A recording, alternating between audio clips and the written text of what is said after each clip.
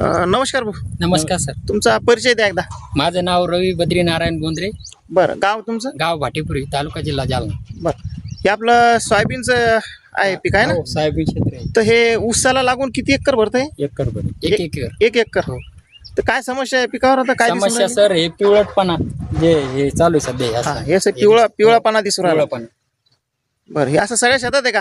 नाही, जागी समजा. आता काही भागात आहे समजा, हे आता याच प्लॉट मध्ये इकडून वरतून बरं आहे. आता ही पेरणी किती दिवसाची आहे? एक महिना कंप्लीट. एक महिना आज 2 ऑगस्ट. हा, 2 ऑगस्ट. म्हणजे 2 जुलैला पेरणी झालेली होती का? हो, एक महिन्याचं पीक आहे एक समजा. महिना. 2 जुलै. बरं, आता हे पिवळेपणाचं काय कारण आहे तुम्हाला माहिती नाही अजून, आहे ना? हो. बरं, त्याला वरतून पाणी दिलं तुमचं म्हणणं असेल. आमच्या भावनांनीच तर पाणी दिलं म्हणून पिवळटपणा. स्प्रिंकलरनं पाणी दिलं म्हणून असं वाटतं की बा पिवळं पडलं. थोडंसं चोपणाचा असला गाण्याला असं त्यानं बी होऊ शकतं असं वाटतं. बरं, मग आता आपण ह्याची काय समस्या आहे ते पाहूच आपण. पण त्याच्यावर आपण आज हे वेदिक ॲग्रो. वेदिक ॲग्रो 90 हा, आणि हे PGPR खाली खाली PGPR हा, आणि हे इको आरली हा. याचा आपण आज स्प्रे घेऊन राहिलो. स्प्रे करा. आजची तारीख आहे 2 2 ऑगस्ट. ऑगस्ट. हा. तर येणाऱ्या 4-5 दिवसामध्ये या फवारणीनंतर या पिकामध्ये काय बदल दिसतो ते आपण परत तुमच्याकडून जाणून घेऊया. तर आता तुमच्या समक्ष आपण आता स्प्रे घेतो आज, आहे का नाही? 20 ml टाका. 20 ml टाका. 18 साहेब ते हा, काय अडचण नाही. भरून टाका. 20 केलं सर. हा, टाका. बरोबर टाक. हो. 20 ml झालं का? 20 ml घ्या. हा, टाका.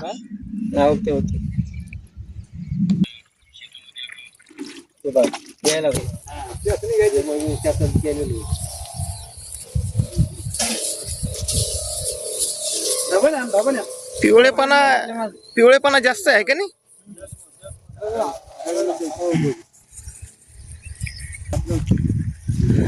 तुमचा परिचय द्या एकदा. बंडू सकाराम भाकर, भाटीपुरी. बरं, आणि हे कुठलं क्षेत्र आहे गाव? हे शेती भाटीपुरीची आहे. बरं, आता ही जी समस्या अशी दिसते का कोई तुमच्या भागात? बऱ्याच ठिकाणी. तर काय कारण आहे पिवळं पडत सोयाबीन? काही म्हणते पाऊस कमी आहे. हा, तर फवारणी करून त्याच्यात काही उत्तर मिळून राहिलं का? नाही. आज आपण फवारणी घेतोय 2 ऑगस्टला, आहे का नाही, बोंद्रे भाऊच्या शेतामध्ये.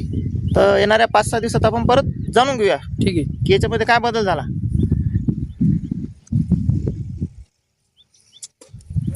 पिवळेपणा हा एकदम जास्त आहे.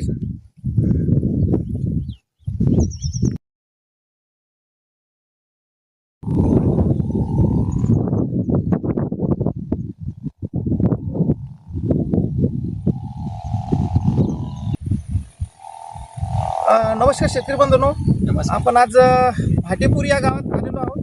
तर हा सोयाबीनचा जो 1.5 ते 2 एकराचा प्लॉट आहे. तर या प्लॉटमध्ये 2 तारखेला, आजची तारीख आहे 9 ऑगस्ट. तर गेल्या 2 तारखेला म्हणजे 7 दिवसापूर्वी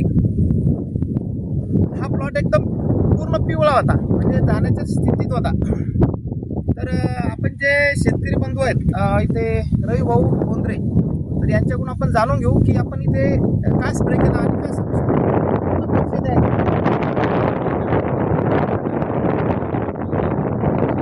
2 तारखेला 2 ऑगस्टला AWPLचं eco early, eco early PGPR आहे तिकडे दाखवा कॅमेरा. PGPR आणि वेदिक ॲग्रो. हे ॲग्रो 90. तर याचा स्प्रे घेतला, आहे का नाही?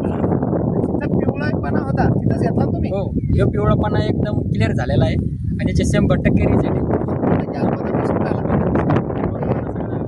फवारणी केल्यानंतर तुम्ही आज पूर्णपणे समाधानी आहात. हो, result आलेला आहे. फक्त किती 2 टाके केले आहेत आपण, हो, आहे का नाही? तर 2 टाक्यामध्ये तुम्हाला तुमचं उत्तर मिळालं. रिझल्ट समजला. अच्छा, तर आता हे जे ऑर्गॅनिक स्प्रे केला, त्या स्प्रे केल्यामुळे जो फायदा झाला, तर इतर शेतकऱ्यांना काय सल्ला नाही? इतर शेतकऱ्यांना माध्यमातून सांगितलं की जे आपली सोयाबीन पिवळी पडलेली त्यांनी पण औषधाचा उपयोग करून आपल्या सोयाबीनला उत्पन्नासाठी वाढ करावी. त्यांचा जो पिवळटपणा आहे ते दूर करावा.